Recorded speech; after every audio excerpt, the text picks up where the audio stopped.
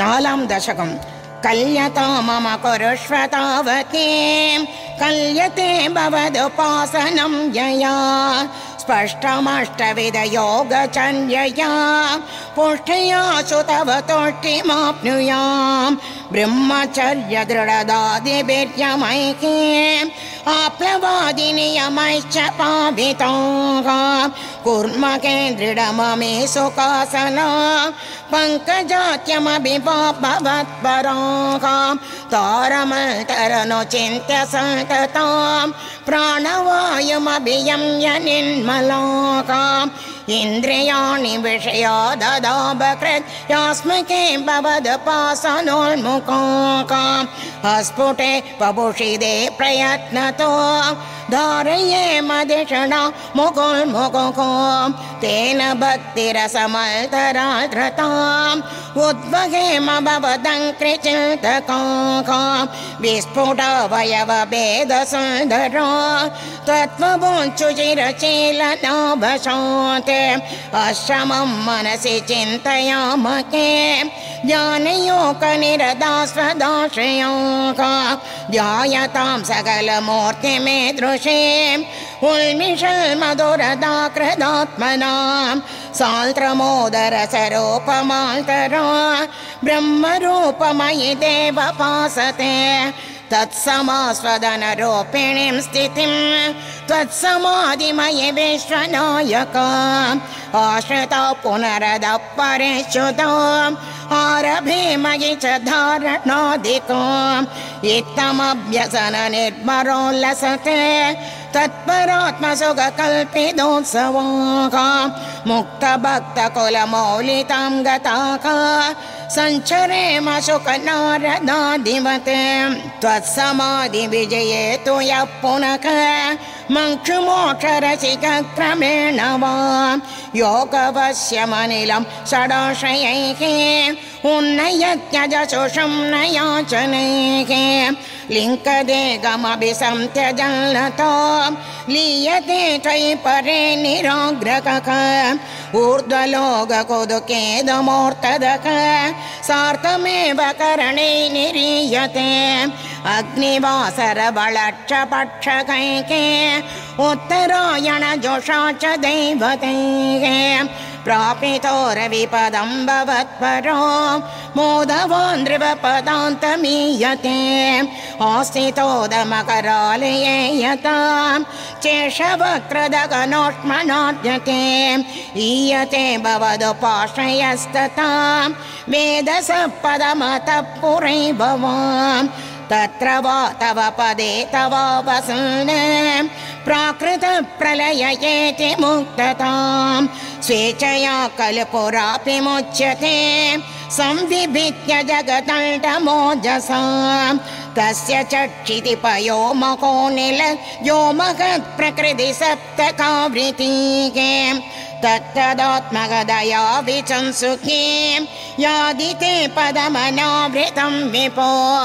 अर्चिरादिगदिमेतृशं व्रजन् विच्युतिं न भजते जगत्पते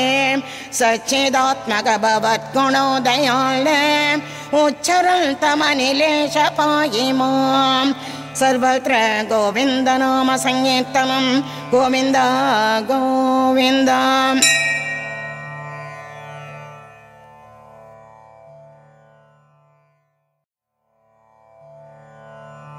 अञ्जां दशकम् व्यक्तमिदं न किञ्चिदभवत्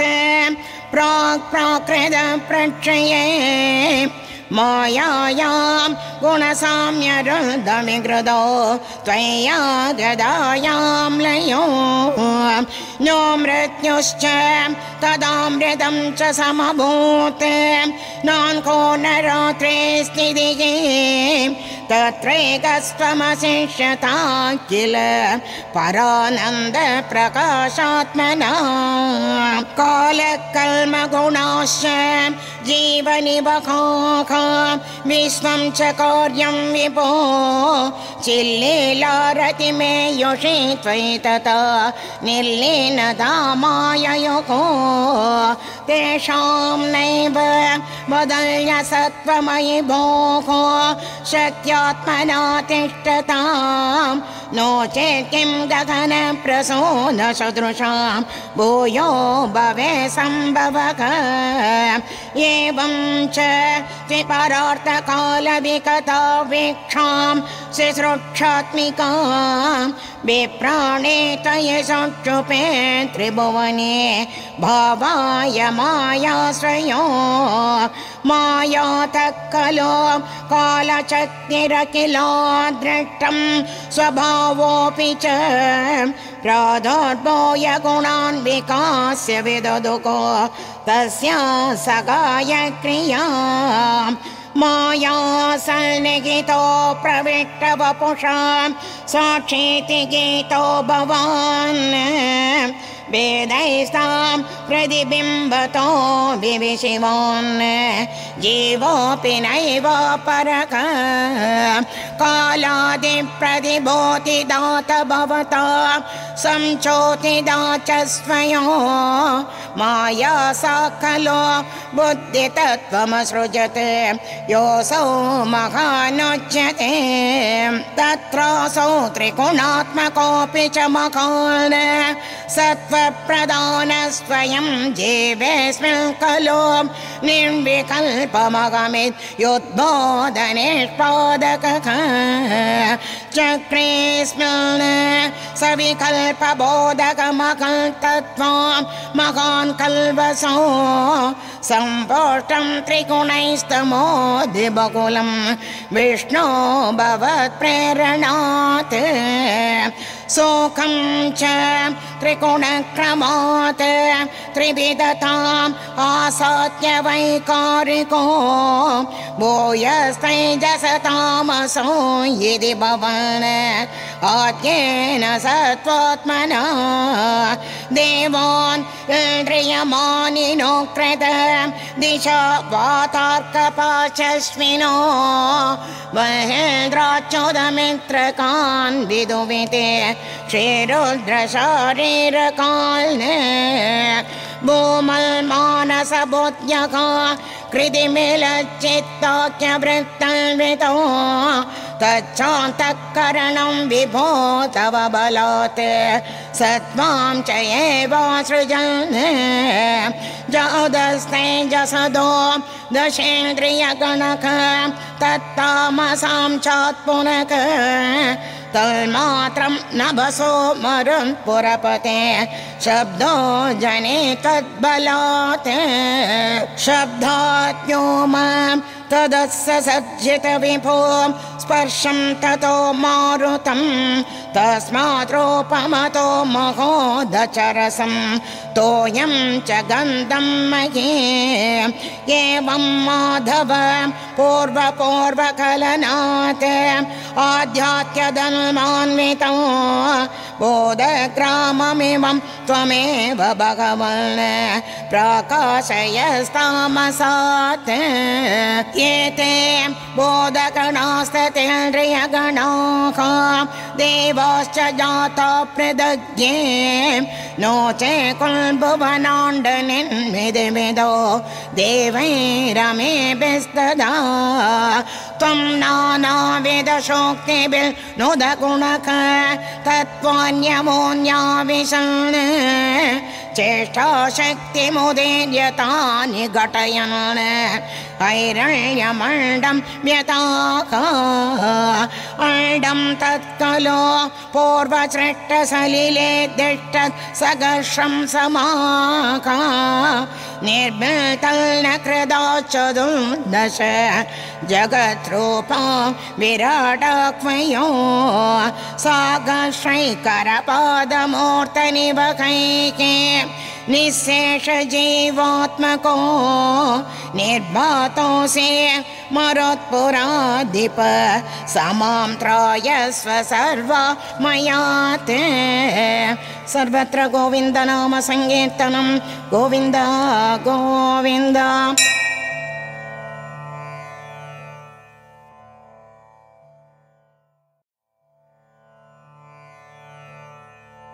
आरां दशकम् एवं चतुर्दश जगन्मयतां गदस्य पातालमीश तव पादतलं वदन्ते पादोर्ध्वदेशमपि देवरसातलं ते कुल्पत्वयं खलु महातलमद्भुतात्मने जङ्गे तलातलमुदो सुदलं च जानो किञ्चोरुपाकयुगलं विदलादलेत्ते शोणीतलं जगनमम्बरमङ्गनाभिके वक्षश्च चक्रनिलयस्तव चक्रपाणे ग्रीवो मगस्तव मुखं च जनस्तवस्तो बालं चिरस्तव समस्तमयस्य सत्यम् एवं जगन्मयदनो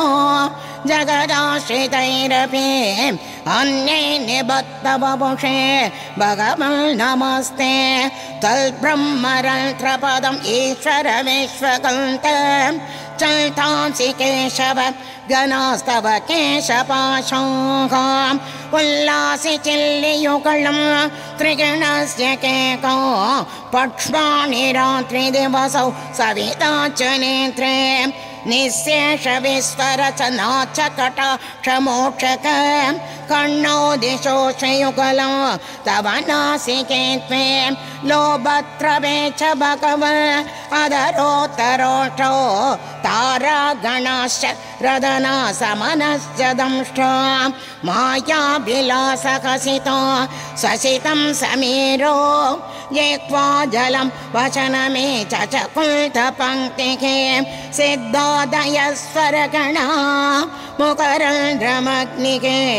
देवा भोजास्तनयुकं तव धर्मदेवक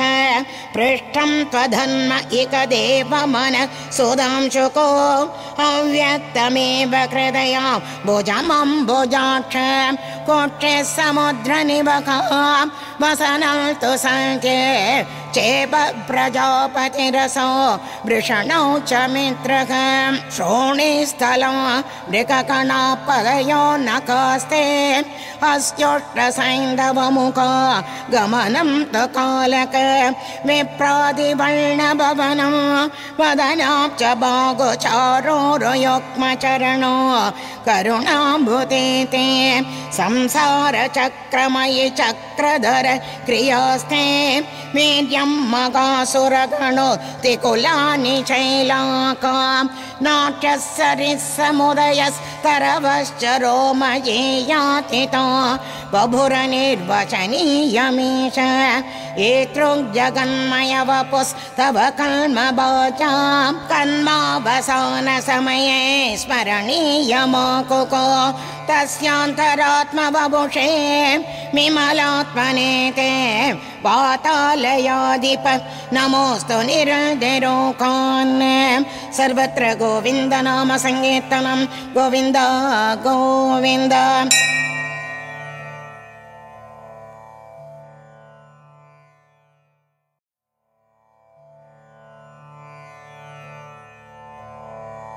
एळां दशकम्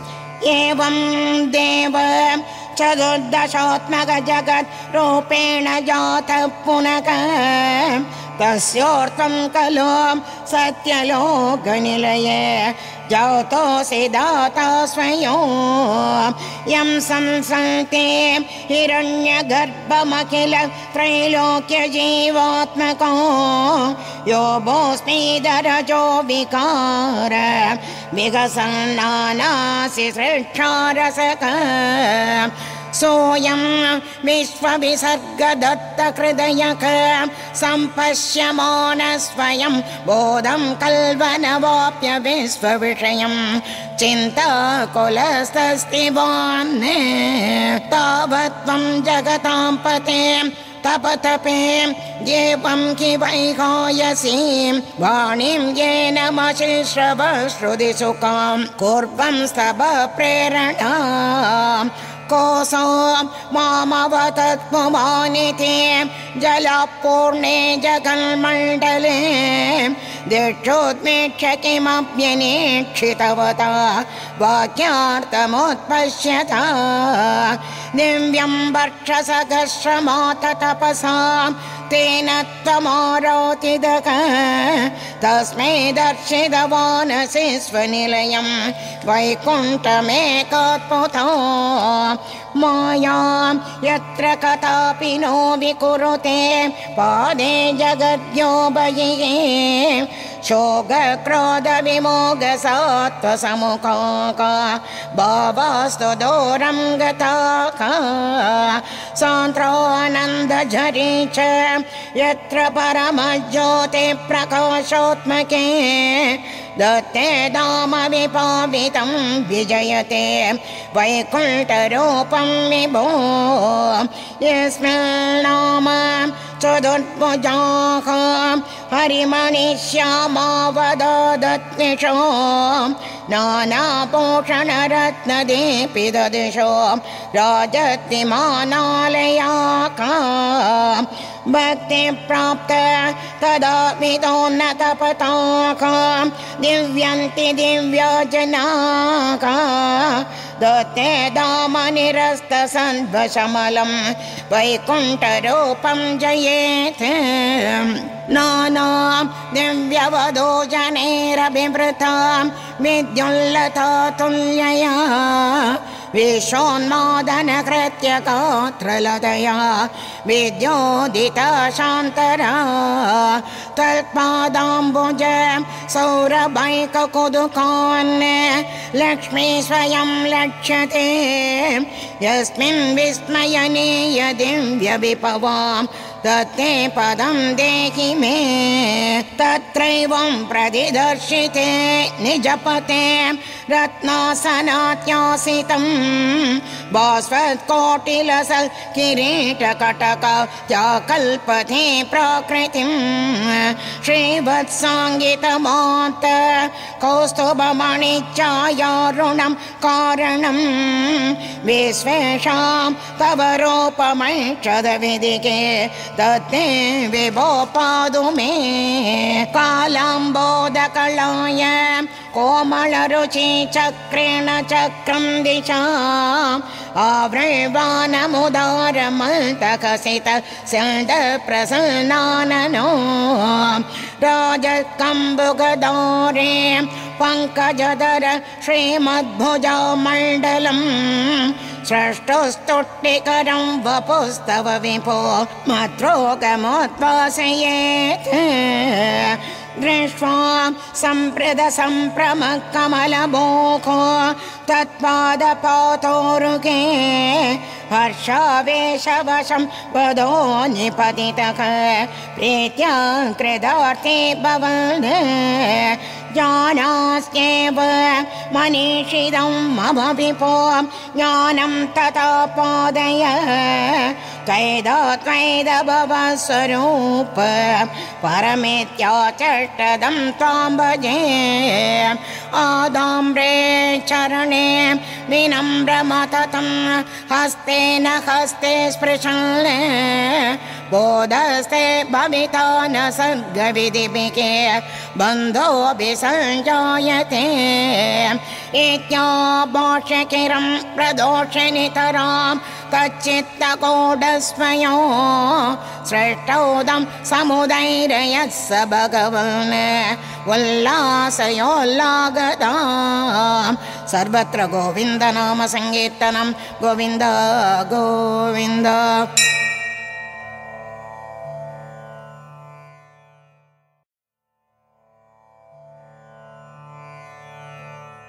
एट्टां दशकम् एवं तावत् प्राकृत प्रक्षयान्ते ब्राह्मे कल्पे ह्यातिमे लब्धजन्मा ब्रह्मा भूयस्त्वत्वयेवाप्यवेदन् सृष्टिं चक्रे पूर्वकल्पोपमानां सोऽयं चतुर्युगसहस्रमिदान्यकानि तावल्मिदाश्चरजने बहुशो निनाय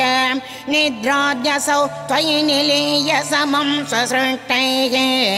नैमित्तिक प्रलयमाकुरतोऽस्य रात्रिम्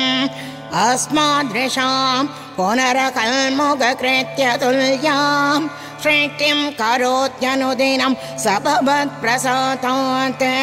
प्राग्भ्रामकल्पजनुषां च परायुषान्तो सुप्तप्रबोधनसमाधितताभिसृष्टिके पञ्चाशदत्थमधुना स्वभयोर्धरूपाम् एकं परार्थमधिवृत्य वर्तते सो तत्रान्त्यरात्रिजनितान् कथयामि भूमल् पश्चातिनावधरणे च भवद्विलासान् दिनावसाने सरोजयोनिके चुषुप्तिकामस्त्वयि सन्निलिल्ये जगन्ति च त्वज्जठरं समेयुको तदेतमेकार्णवमासमेष्वां तवैव वेषे फणिराजिशेषे जलैकशेषे भुवने स्म शेषे आनन्दसान्त्रानुभवस्वरूपक स्वयोगनिद्रा परिमुद्रितात्मा कालाख्यशक्तिं प्रलयावसाने प्रपोदयेत्या दिशदाखिलातो तया प्रशुब्धो परिशुब्धशक्तिं व्रजेन तत्र किल जीवधाम्ना चतुर्युगाणां च सहस्रमेपं त्वयि प्रशुप्ते पुनरद्वितीये कालाख्यशक्तिप्रथमा प्रबोधा प्रापोदयत्वां किल विश्वनाथ विभूत्य च त्वं जलगद्वशायिने विलोक्य लोकान् अखिलान् प्रलीनान् देष्वेव सूक्ष्मात्मदया निजान्तस्थितेषु विश्वेषु तदा दृष्टिं तदस्वतीयात् अयिनाभिरत्रात् उदञ्चितं किञ्चन दिव्यपद्मं निलीन निःशेषपदार्थमाला संक्षेपरूपं मुकुलायमानं तदेदतम्बोरुगकोड्मलं ते कले परातोयपदे प्ररूढं भगिर्निरीतं परिदस्फुरद्मिगे स्वतामभिद्वान् त्वमलन्यग्रन्थत् सम्पुल्लपत्रे निधरां विचित्रे तस्मिन् भवद्वीर्यकृते सरोजे सबत्मजन्मा विधिराविरासेत् स्वयं प्रबोधा किल वेदराशिके अस्मिन् परात्मा ननुपात्मकल्पे त्वमेत्तमोत्ताभिदपद्मयोनिके अनन्दभूमा मम रोगराशिं निरुते वादालय वास विष्णु सर्वत्र गोविन्द नाम संकीर्तनं गोविन्द गोविन्द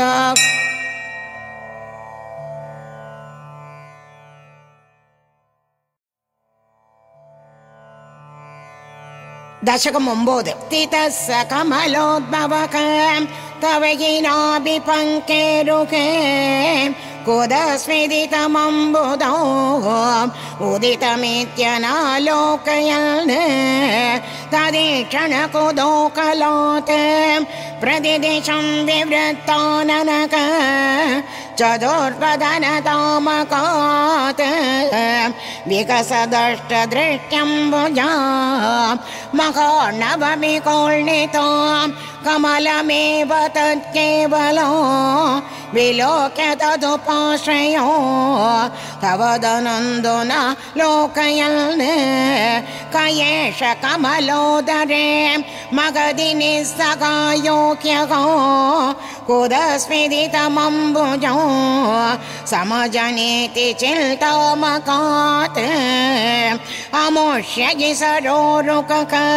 किमपि कारणं सम्भवेत् इति स्म कृतनिश्चयक सगलो नालरन्द्रोत्मना स्वयोगबलवेद्यया समवरोढवान् प्रौढतीः तदीयमतिमोकनो नदुकळेबरं दृष्टवान् ततः सकलनालिकां विवरमार्गगो मार्गयान् प्रयस्य तदवत्सरो किमपि नैव सन्दृष्टवान् निवृत्य कमलोदरे सुखनिषण्णये गाग्रदी समाधिबलमादते भवदनुग्रहे काग्रहे शतेन परिवत्सरैः दृढसमाधिबलतोलसदे प्रबोधविशदीकृतक सकलु पद्मिनी सम्भवक अदृष्टचरमद्भुतां तव गिरोपमन्द्र दृशाव्यचष्टपरितुष्टदीः भुजगभोगबाकाशयो किरीटमकुटोल्लसदे खडगकारकेयोरयो मणिस्फुरितमेकलो सुपरिवेतपीताम्बरो कलाय कुसुमप्रभा गलदलोल्लसल्कौस्तुभो वपुस्तदये भावये कमलजन्मने दर्शितो श्रुतिप्रगरदर्शित प्रचुरवैभव श्रीपते हरे जय जय प्रभो पदमुपैषदिष्ट दृशोः कुरुष्वधियमाशु मे भुवननिर्णितौ कन्नटा यदीन्द्रकिणवर्णिद सगुणपं हि मां पाहि मां लपस्व भुवनत्रये रसनदक्षदामक्षदा गृहाणमदनुग्रहो कुरु तपश्च भूयो विधे भवत्व किल सोदने मयि च भक्तिरत्युल्कटे तुदीर्यकिरमादताका मुदितचेदसंवेदसो चदं कृततपोस्तदक सकलु दिव्यसंवत्सरान् अवाप्य च तपोबलो मदिफलं च पूर्वादिको उदीक्ष्य किल कम्पितां पयसि पङ्कजं वायुना भवद्बलविजृम्भितः पवनपादसि पीतवान् तवैव कृपया पुनः सरसिजेन तेनैव सः प्रकल्प्य भुवनत्रये प्रववृते प्रजानिर्मितो तदा विदकृपाभरो गुरुमरुत्पुराधीश्वर त्वमाशु परिपाहि मां गुरुदयोक्षितैरेक्षितैः सर्वत्र गोविन्दनाम संकीर्तनं गोविन्द गोविन्द।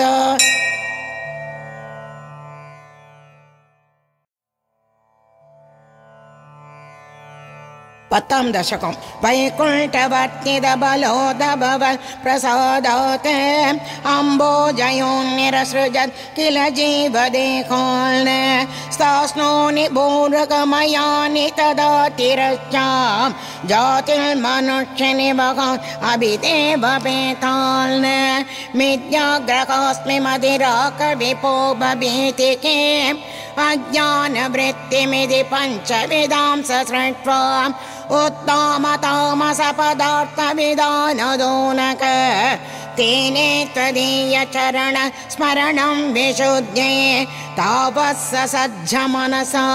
सनकं सनन्तं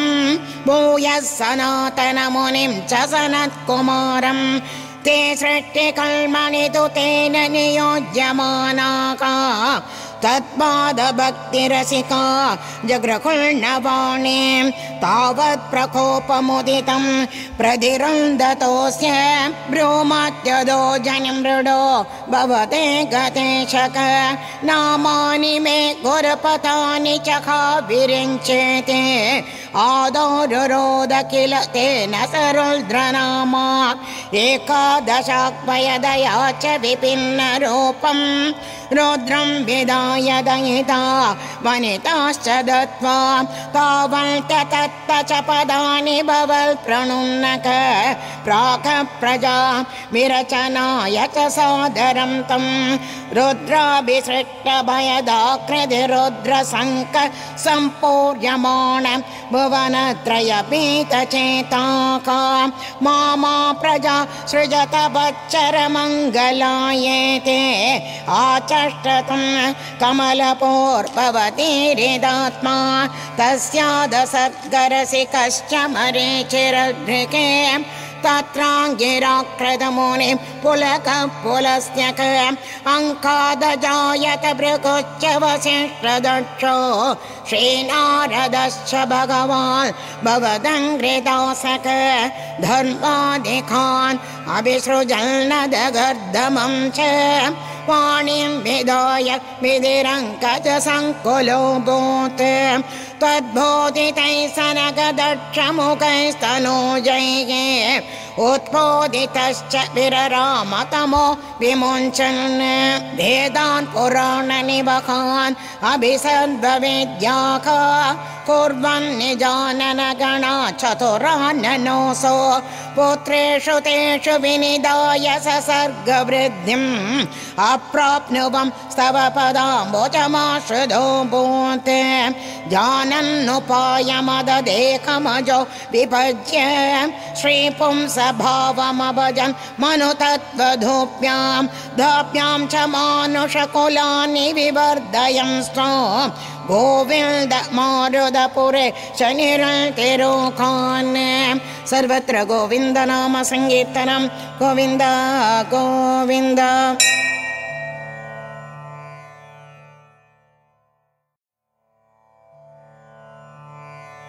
11ां दशकं क्रमेण सज्ञे परिवर्धमाने कथाभिदिव्यासनकादयस्ते भवत्निलोकाय विकुण्ठलोका प्रपेदिरे मारुतमल्तिरेश मनोज्ञने श्रेयसगाननाद्यैः अनेकवापि मणिमल्तिरैश्च अनुपमं तो भवदो निकेतो मुनीश्वर प्रापुरदीदकक्ष्याकां भवद्यतृक्ष भवनं विवेक्षुल्ने द्वास्तौ जयस्तान् विजयोऽप्यरुन्दां तेषां च चित्ते पदमापकोपक सर्वं भवत्प्रेरणयैव भूमल् वैकुण्ठलोकानुचितप्रचेष्टो कष्टो युवां दैत्यगतिं भजेतं यदि प्रशप्तो भवदाश्रयोदो हरिस्मृतिर्नोऽस्ति दिने मधुस्तान् तदेददाज्ञाय भवानवाप्तः सगैव लक्ष्म्या भगिरम्बुजाक्ष खगेश्वरां सार्विदचारुबागुको आनन्दयंस्तान् अभिराममूर्त्या प्रसाद्य कीर्तिस्तुवदो मुनीन्द्रान् अनन्यनाथा वद पार्षदौतो सम्ब्रह्मयोगेन भवैस्त्रिभिर्माम् उपेदमित्यातकृपं न्यकातीः तदीयभृत्या वद काश्यपातो सुरारिवीराबुदितोतिदोतो संख्या समुत्पादनकष्टचेष्टो यमौ च लोकस्य यमाभिमान्यो हिरण्यपूर्वकशिपो किलैकक परो हिरण्याक्षयदे प्रतीतक उभो भवन्नादमचेशलोको रुषान्यरुण्डां निजवासनान्दो तयोर्किरण्याक्षमक सुरेन्द्रो ऋणाय तावन्ननवाप्तवैरे भवत्प्रियां क्ष्मां सलिले निमज्य चचार गद्वात्मिनदल्गतावान् तदो जले सात् शतृशं भवन्तं निशम्य बप्रामगवेशयं स्वां भक्तैकत्रिस्य सकृपानिदेतों निरतिरोकान् मरुतालयेस सर्वत्र गोविन्द नाम संकीर्तनं गोविन्द गोविन्द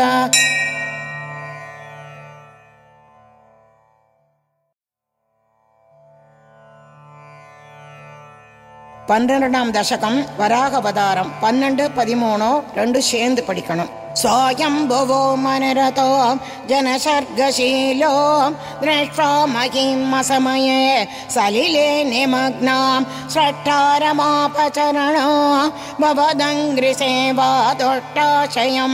मुनिजनैः सगसत्यलोके कष्टं प्रजाश्रयति मय्यवनिर्निमग्ना स्थानं सरोजभव कल्पयदत्प्रजानाम् इत्येवमेष गतितो मनुना स्वयंभोः अम्बोरुहाक्ष तव पादयुगं व्यचिन्तेत् आखा विभो जलमगम्य बिभं पुरस्तात् अद्याभिमज्जति महे किमकं करोमि एतं तदङ्घ्रियुगलं चरणं यतोऽस्य नासापुटात् समभव शिशुकोलरूपे अङ्कुष्टमात्रवपुरत् पतितः पुरस्तात् भूयोदकुम्भिसदृशः समशृम्भतास्त्वम् अप्रेतदाविदमुदेश्य भवन्तमुच्चैः विस्मेरतां विधिरकासगसोऽनुभिस्मैः कोसावचिन्त्य महिमा किडिरोत्थितो मे नासापुटात् किमु भवेदजितस्य माया एतं विचिन्तयदि तादरिशैलमात्रक सद्यो भवन् किल जगर्जिदघोरघोरं तं ते निनादमुपकर्ण्य जनस्तवस्ताका सत्यस्थिताश्च मुनयो नुनुर्भवन्तं तस्सोऽस्रहर्षुलमनां परिणध्य भूयक तोयाशयं विपुलमूर्तिरवादरस्त्वाम् ऊर्ध्वप्रसारि परितोम्रवितोतरो मां प्रोक्षिप्तवालधिरवाङ् मुखघोरघोणक तोर्णप्रदीन जलद परिकोर्णतक्ष्णा सोऽस्रोन्मुने चिचिरयल्नवतेरितत्वम् अन्तर्जलं तदनु सङ्कुलनक्रचक्रं भ्राम्यतिमिङ्गिलकुलं कलुषोर्मिमालम् आविश्य भीषणरवेण रसातलस्तान् आकम्बय वसुमती अगवेषयस्वां दृष्ट्वा दतैत्यगदकेन रसौ तलान्ते संवेचितां जडिनि कोटकिटिन् विभूत्वम् आपादुकान् अविकर्णय्य सुरारिकेटान् दंष्ट्राङ्कुरेण वसुधाम् अदतः सलीलम्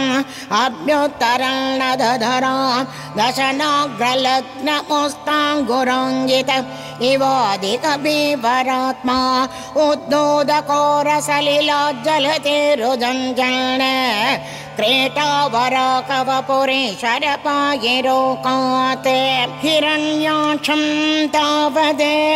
वरद भवदन्वेषणपरो चरन्तं सामर्थ्ये पयसे निजजङ्का परिमिते भवद्भक्तो गत्वा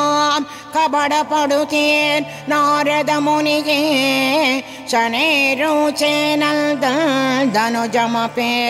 निन्दं स्तव बलो समायोमे विष्णुर्हरते भवती यां वसुमतीं प्रभो कष्टं कष्टो किमिदमिति तेनापि कथितः नदं क्वासाविति समुनिना दर्शितपथः भवन्तं सम्प्रापद धरणिधर मुद्यतमुदकाद अको आरण्यो यो मृकयिते असन्तो भगुतरेके दुरुक्तैर्विद्यन्तो तिदिसुदमवज्ञाय भगवान् महीं दृष्ट्वा दंशां चिरसि चकितां स्वेन मगसा पयोतावादाय प्रसवमुदयुङ्क्त मृदमितो कथापाणौ दैत्ये त्वमभिगृहीतोन्नदगतो नियोत्तेन क्रीडन् घटघटरवोत्कृष्टमियता रणलोकौ सुख्याने मिलति सुरसङ्घे धृतममो निरत्यासल्चोदक प्रथममिति धात्र जगदिषे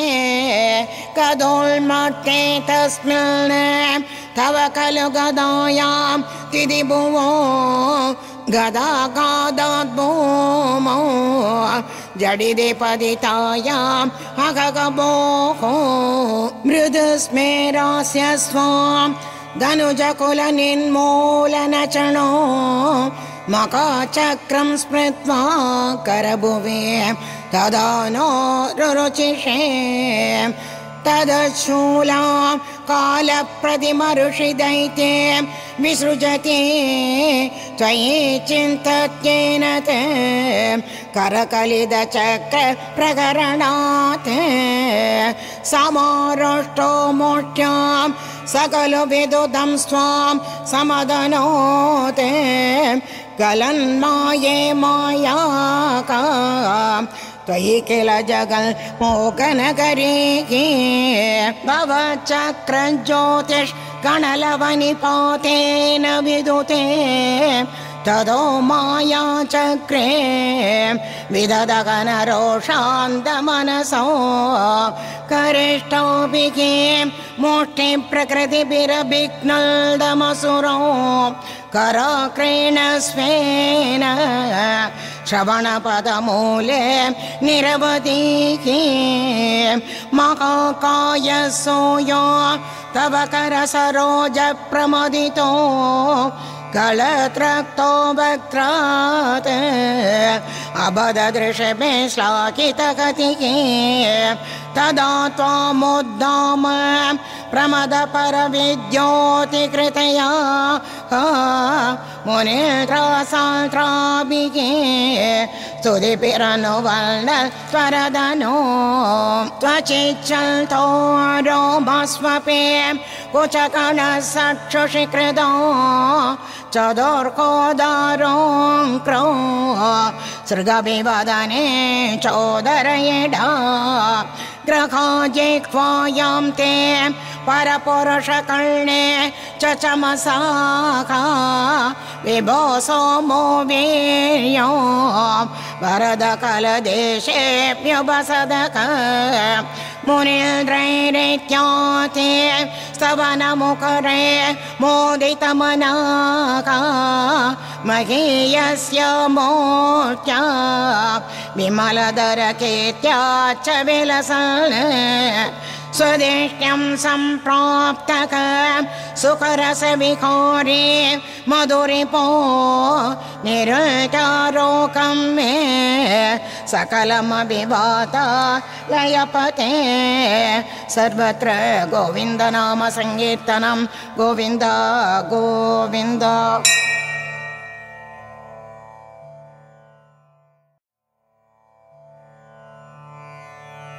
14ஆம் தசகம் கபிலோபசாரம் 14 15 சேர்ந்து படிக்கணும். समनो स्मृततावदाङ्घ्रियोक्मक समनु पङ्कज सम्भवो गजन्मा निजमन्तरमन्तराय हीनो चरितं ते कथयन् सुखं निनाय समये खलु तल्त्रगर्दमाख्यो द्रियणच्छाय भवस्नति यमोचाम् धृतसद्गरसो निसर्गरम्यो भगवं स्वामयुतं समाशिषेवे गरुडोपरि कालमेघकम्रो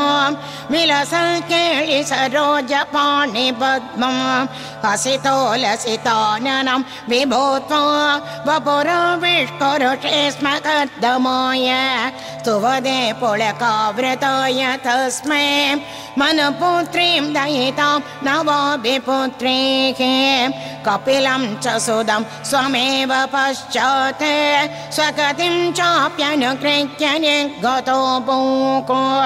समनुषदरोपयामगेष्यां गुणवत्या सुदया च देवकोत्या भवतीरितनारतोपदिष्टक समकोद्गतममागदे प्रदीक्षं मनुनोपकृतां च देवहूतिं तरुणीरत्नमवाप्य कर्दमोऽसौ भवदर्चन निर्वृतोऽपि तस्यां दृढशुश्रूषणया ततो प्रसातं स पुनस्त्वदुपासन प्रभावात् दयिता कामकृदे कृदे विमोने वनिता कुलसङ्कुलो नवात्मा व्यगरद्देवपतेषु देवकूत्या सदवर्षमदव्यदेत्य सोऽया नवकन्या समवाप्य दल्यरूपाका वनयान समोत्यतो विकान्त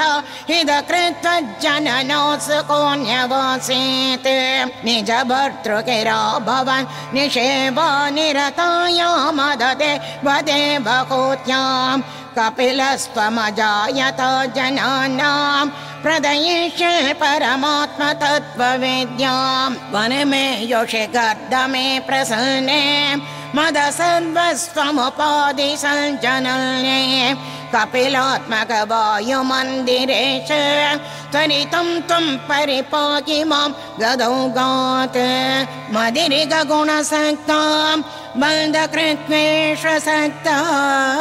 त्वमृदकृदुपरुण्डे भक्तियोगस्तु शक्तिं मगदनुगमलभ्यां भक्तिरेवाद्रसाद्या कपिलधनुरिदे त्वां देवकूत्ये न्यगोदीः प्रकृतिमगधकङ्काराश्च मात्राश्च भूतान् न्यभिकृतभिदसाक्षी पुरुष पञ्चविंशक इति विदितविपाको मुच्यते सो प्रकृत्याः कपिलधनुरिदे त्वां देवकूत्ये न्यगोदीः प्रकृतिगतगुणौघैः नोज्यते पुरुषोऽयो यदि तु सजति तस्या तद्गुणास्ता भजेरन् मदनु भजन तल्त्वा लोचनैः साप्यपेयात् कपिलधनुरिदे त्वां देवकूत्ये न्यगोदीः विमलमधिरुभात्यैः आसनाट्यैर्मदङ्गो गरुडसमधिरूढो दिव्यभूषायुताङ्गो रुचितुलिततमाला शीलयेतानुवेलो कपिलधनुरिदे त्वां देवकूत्ये न्यगोदीः मम गुणगणलीला कर्णने कीर्तनाट्ये मयि सुरसरिदोग प्रज्ञचित्तानुवृत्तिः भवति परमभक्तिः सा किं मृत्योर्विजेत्री कपिलधनुरिदे त्वां देवकूत्ये न्यगोदीः अखकबकुलकिंसां सञ्चितोटे कुडुम्बो प्रतिदिनमनुपुष्णन् श्रीजितो बाललाली विशदिगृहसक्तो यातनां मय्यभक्तः कपिलधनुरिदे त्वां देवकूत्ये न्यगोदीः युवति जठरकिल्नो जातबोधोऽप्यकाण्ठे प्रसवगणितबोधक पीडयोल्लङ्घ्य बाल्यो पुनरभिपदमुख्यत्येव तारुण्यकाले कपिलधनुरिदे त्वां देवकूत्ये न्यगोदीः पितृसुरगणयाजे धार्मिको योग्रकस्तः स च निबदति काले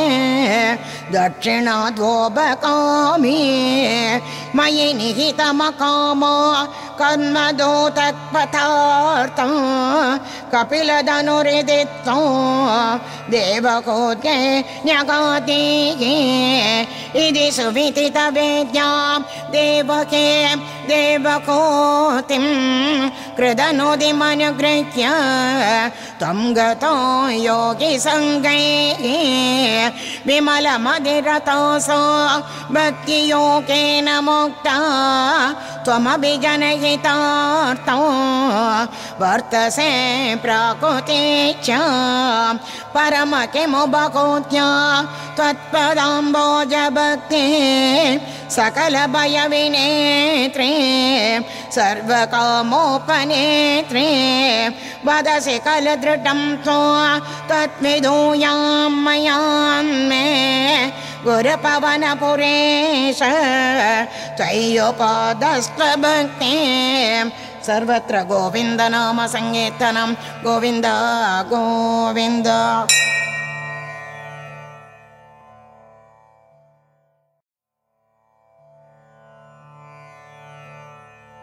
16 दशकं नर नारायण अवतारम् दक्षो विरिञ्जतनयेषु मनोत्तनोचा लप्त्वा प्रसूतिमिघषोडचचाभकन्याका दन्मे त्रयोदश ततो पितृषु स्वदां च स्वाकां भविद्भुजि सतीं गिरिशे त्वदंशे मूर्तिर्हिदल्मगृहिणे सुषुवे भवन्तो नारायणं नरसकं मगिधानुभावं यज्जन्मनि प्रमुदिता कृतदोर्यघोषाका पुष्पोत्करान् प्रभवृषन्ननभस्वरौकाका दैत्यं सहस्रकवचं कवचैः परीतो सागस्रवत्सरतपस्समराविलव्यैः पर्यायनिन्मिदतपस्समरौ भवन्तो चेष्टैगकङ्कटमुमुं न्यगतां सलीलम् अन्दाचरन् उपदिचन्नभिमोक्षधर्मां त्वं भ्रातृमान् बदरिकाशममध्यवासेः चक्रोतते शमतपोबलनिस्सगात्मा दिव्याङ्गना परिवृतं प्रजिकायमारं कामो वसन्तमलयानिलबन्तु शाले कान्ता कटाक्षविशिखे विकसद्विलासैः विद्याल्मुकुरकम्पमुदीक्ष च त्वां भीतस्वयात जगते मृदुखासभाजा भीत्यालमङ्कजवसन्तसुरगणावो मन्मानसं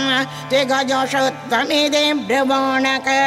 त्वं विस्मयेन परिदस्तु वदामदेशां प्रादच्चयस्व परिचारककादराक्षीः सम्मोहनाय मिलिता मदनादयस्ते त्वद्दासिका परिमळे किल मोकमापुको दत्तां त्वया च जक्रकुस्त्रभयैव सर्वासि गद्वशमने पुनरोद्वशीं तां दृष्टोर्वशीं तव कथां च निशम्य चक्रक पर्याकुलो जनिभव महिमा भमशात् एवं प्रशान्तरमणीयतराव तारात् तत्तोऽधिको वरद कृष्णधनुस्त्वमेव दक्षस्तु धातुरतिलानलया रजन्तो नात्याधृतस्त्वयि च कष्टमशान्तिरासीत् येन व्यरुन्दस भवत्तनुमेव सर्वां यज्ञे च वैरपिशुने ससुतां व्यमानेत् कृते समर्थितमगः सदुकृतचेषक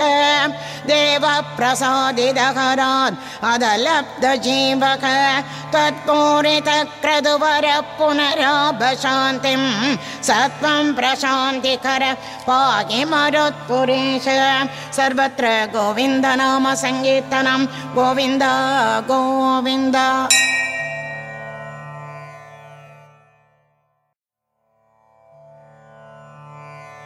अभि 17வது दशकं ध्रुवचरित्रम् तानपादनृपदे मनुनन्दनस्य